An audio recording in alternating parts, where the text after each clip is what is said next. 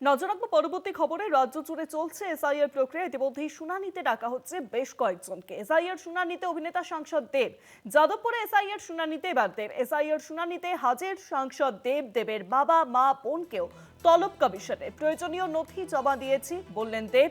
প্রবীণদের শুনানিতে ছাড় দেওয়া উচিত মন্তব্য তৃণমূল সাংসদ তথা অভিনেতা দীপক অধিকারী ওরফে দেবের। কি বলেছেন তিনি শোনাবো আপনাদেরকে। এটা এখন নিউ নর্মালও হয়ে গেছে। মানে এমন নয় কি আমি খুব যে পলিটিক্সে আসার পরে যে খুব নর্মাল লাইফ লিড করছি তা নয়। মাঝে মাঝে এমন এমন জিনিস ঘটতে থাকে আমার জীবনে, সেটা অকল্পনীয় থাকে বা আনপ্রিপেয়ার্ড থাকে।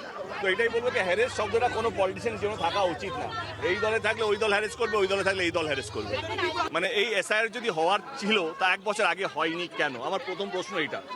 যদি এসআইআর হওয়ারই কথা, ইলেকশনের 2 মাস আগে যে নিজেকে প্রমাণ করতে যদি কারো 3 মাস লাগে, 2 মাস লাগে, সেটা কেন ইলেকশনে 1 মাস আগে এটা শুরু হবে? আমার প্রথম প্রশ্ন, এসআইআর যদি লাগু হওয়ার কথা তাহলে 1 বছর আগে শুরু হয়নি কেন? কারণ সবাই জানে বাংলায় নির্বাচন 2026-এই হবে। এপ্রিল মে মাসে ফেজগুলো শুরু হয়ে যাবে, 5টা 6টা 7টা যতগুলো ফেজ হবে না কেন, সেটা তো আমরা জানি। জুন থেকে মেয়ের মধ্যে আমাদেরকে রেজাল্ট ডিক্লেয়ার করতে হবে। এসআইআর যদি শুরু করারই কথা ছিল তাহলে 1 বছর আগে থেকে শুরু হলো না কেন? এটা আমার প্রথম প্রশ্ন নাগরিক হিসাবে। সাংসদ দূরের কথা, আমি টিএমসির সাংসদ বা আমি একজন রাজনীতিবিদ সেটা দূরের কথা। আমি বিজেপি থাকি বা টিএমসি থাকি বা সিপিএম থাকি বা কংগ্রেস থাকি, সেটার থেকে ঊর্ধ্বে হচ্ছে যদি এসআইআর শুরু করার কথা ছিল তাহলে 1 বছর আগে শুরু হলো না কেন? এত কম টাইম, শর্ট নোটিসের মধ্যে যারা প্রমাণ করতে পারলো যারা। এখন আরেকটা জিনিস, এটা ঠান্ডা, এই ঠান্ডার মধ্যে আমাকে সেই মেসেজগুলো এসছে কি এত ঠান্ডার মধ্যে কি করে যাব, এই হচ্ছে, এইটাও একটা বিষয়। তো যারা প্রমাণ করতে 1 মাস দেরি হবে তাদের নাম উঠবে না। আর মনে হয় এইটা ইলেকশন কমিশনারকে বিনীতি মানে জোড়ো হাত করে অনুরোধ করলাম যে এইটা সিনিয়র সিটিজেনকে নিয়ে একটু ভাবুন। আর জানবো এ বিষয়ে ফোন লাইনের সঙ্গে রয়েছেন প্রতিনিধি পারমিতা আচার্য। পারমিতা, যাদবপুরে এসআইআর শুনানিতে আজ হাজির হলেন তৃণমূল সাংসদ তথা অভিনেতা সাংসদ দেব।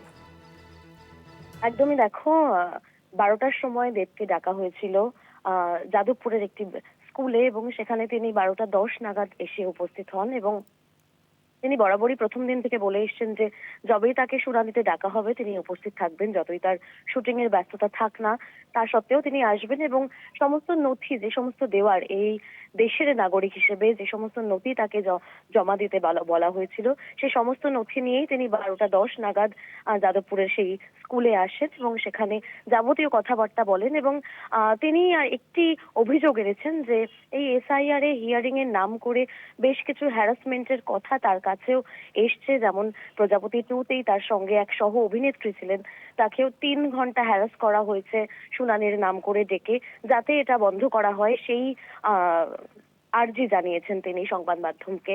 এবং কয়েকদিন আগেও আমরা দেখেছি পরমব্রত চট্টোপাধ্যায় এই এসআইআর এর নাম করে, হিয়ারিং এর নাম করে যেই হ্যারাস করা হচ্ছে সাধারণ মানুষদের তা যাতে ইতিমধ্যে বন্ধ করা হয় তার আর্জি পরমব্রত চট্টোপাধ্যায়কে জানাতে শুনেছি আমরা।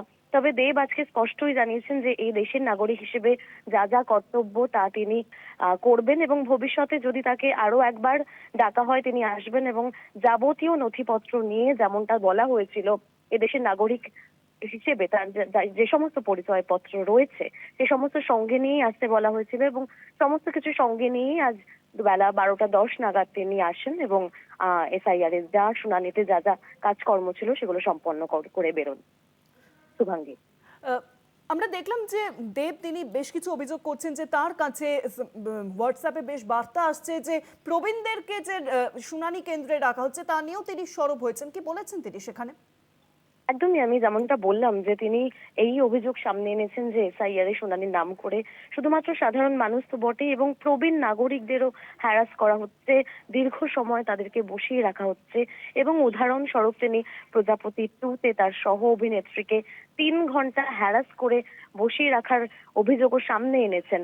এটা ইতিমধ্যে বন্ধ করার আর্জি জানিয়েছেন দেব এবং শুধু প্রবীণ নাগরিক নয়, 3 ঘন্টা নয়, আরো বেশ কিছু সময়ও তার কাছে এরকম অভিযোগ এসছে, দেবের কাছে জমা পড়েছে যে অনেক সময় ধরে অপেক্ষা করিয়ে রাখা হচ্ছে শুনানির নাম করে, তা যেন ইতিমধ্যে বন্ধ করা হয়। তবে দেশের নাগরিক হিসেবে তাদের পরিচয়পত্র জমা দেওয়ার জন্য এবং শুনানির জন্য যাবতীয় কাজকর্ম যদি ভবিষ্যতেও ডাকা হয় দেবকে তাও তিনি আসবেন বলে জানিয়েছেন। শুভাঙ্গী, অনেক ধন্যবাদ পারমিতা। ফোন লাইনের সঙ্গে ছিলেন প্রতিনিধি পারমিতা আচার্য। যাদবপুরে এসআইআর শুনানিতে আজ হাজির হলেন তৃণমূল সাংসদ তথা অভিনেতা দেব। এসআইআর শুনানিতে হাজির হলেন দেব এবং তার পরিবার।